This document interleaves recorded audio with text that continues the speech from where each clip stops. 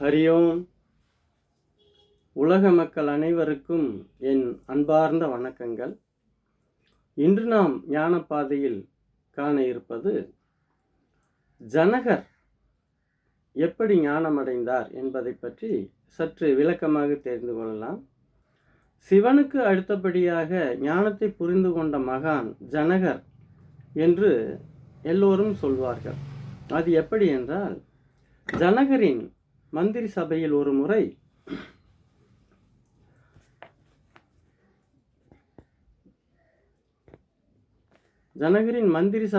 வேதங்களை பற்றியும் புராணங்களை பற்றியும் இதிகாசங்களை பற்றியும் விரிவாக பேசிக் கொண்டிருந்தார்கள்.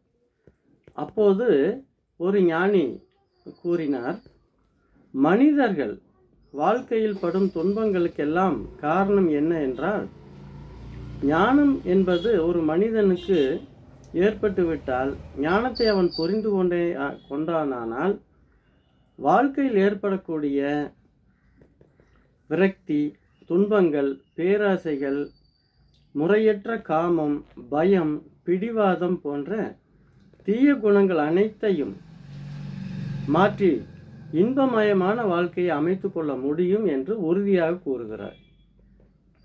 இதை கேட்ட ஜனகர், ஞானம் என்பது என்ன, அதை எனக்கும் முதலில் புரிய வையுங்கள், அதை எப்படி பயிற்சி செய்ய வேண்டும், அது எவ்வளவு காலமாகும் என்று கேள்வியை எழுப்பினார். அதற்கு அந்த யோகி சொன்னார், ஞானம் என்பது சன நேரத்தில், அதாவது கண்ணிமைக்கும் நேரத்தில் புரிந்து கொள்ளக்கூடிய ஒன்று என்று அவர் தெளிவாக கூறினார். அப்படி என்றால் அதை முதலில் எனக்கு கற்றுக் கொடுங்கள் என்று, அதை ஞானத்தை கற்றுத்தர முடியுமா என்று கேள்விகளை எழுப்புகிறார். பல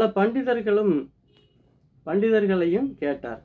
அது எங்களுக்கு தெளிவாக புரியாது, ஞானம் தெரிந்தவர்களை நாம் அழைத்து இதை புரிந்து கொள்ளலாம் என்று கேட்கிறார்கள். அப்பொழுது தண்டூரா போடப்படுகிறது. ஞானத்தை புரிய வைக்கும் மகான்களுக்கு அவர்கள் என்ன கேட்டாலும் தருவதாக தண்டூரா போடப்படுகிறது.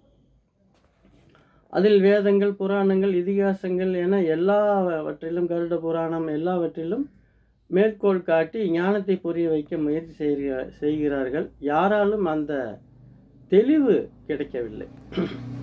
கடைசியில் அஷ்டவக்ரர் என்ற ஒரு பெரிய ஞானி, அவரை அழைத்து எனக்கு ஞானத்தை புரிய வையுங்கள் என்று அவரையும் கேட்கிறார்கள். அப்பொழுது சொல்றார், அதாவது ஒரு மனிதனுக்கு உள்மனம், வெளிமனம், அறிவு என்று 3 நிலை இருக்கிறது.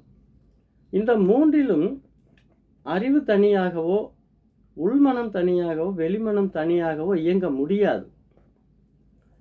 ஒன்றோடு ஒன்று இணைந்தால் மட்டுமே அது சேர்ந்து இயங்கும். பெரும்பாலான அறிவு உள்மனதோடு இணைந்துதான் பேசிக்கொண்டிருக்கும்.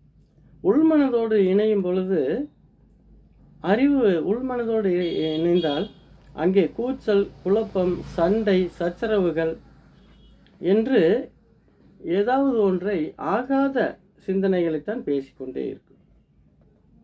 அதே சமயம் வெளிமனதோடு சேர்ந்து இயங்கினால் வாழ்க்கையில் முன்னேற்றம், பேரின்ப வாழ்க்கையை அடைய முடியும்.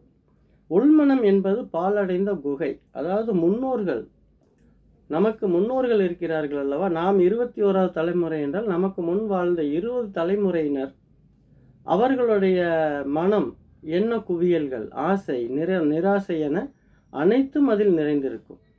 அந்த ஆசைகள் முழுவதையும் நாம் நிறைவேற்றும்படி அந்த உள்மனம் நம்மை தூண்டிக்கொண்டே இருக்கும். அதனால் நம்ம எந்த முன்னேற்றத்தையும் அடைய முடியாது. அதன் காரணமாக அறிவை வெளிமுகமாக செலுத்துங்கள், நிச்சயமாக நமது வாழ்க்கை வெற்றிகரமாக அமையும் என்று கூறுகிறார். அதற்கு மனதை எப்படி நாம் பயன்படுத்த வேண்டும் என்றால், கண்ணாடி முன் நீங்கள் வைரம், தங்கம், பணம் எதை வைத்தாலும், அதை வைத்தாலும் எடுத்தாலும் அந்த கண்ணாடி எதுவும் வருத்தப்பட போவதில்லை. அதுபோல் வாழ்க்கையில் எது நடந்தாலும் உள்மனதில் கொண்டு சென்று, கண்ணாடி போல் எதை உள்ளே கொண்டு சென்றாலும் எடுத்துக்கொண்டாலும் உள்ளே எடுக்காமல் கண்ணாடி போல் இருக்க வேண்டும். அப்படி இருந்துவிட்டால் நமது வாழ்க்கை மிகவும் சிறப்பாக இருக்கும் என்று அறிவை வெளிமுகமாக செலுத்துங்கள், நமக்கு தேவையானது அனைத்தும் வெளியில் தான் இருக்கிறது என்பதை அஷ்டவக்ரர் மிக தீர்க்கமாக சொல்லி ஜனகருக்கு புரிய வைக்கின்றார். அப்பொழுது ஜனகர் ஞானியாகவும் அரசனாகவும் இருந்து தன் வாழ்க்கையை மிகவும் சிறப்பாக வாழ்ந்து காட்டினார். அதனால் அதேபோல் உங்களுக்கு முயற்சி செய்து பாருங்கள், நிச்சயமாக நமது வாழ்க்கை மலரும். நன்றி. இந்த காணொளி உங்களுக்கு பிடித்திருந்தால் அடுத்தவர்களுக்கும் பகிருங்கள். Art of heal Sai yoga என்றும் யூடியூப்பில் இருக்கிறது, அதையும் கண்டு மகிழுங்கள். நன்றி. மீண்டும் நாளை சந்திப்போம்.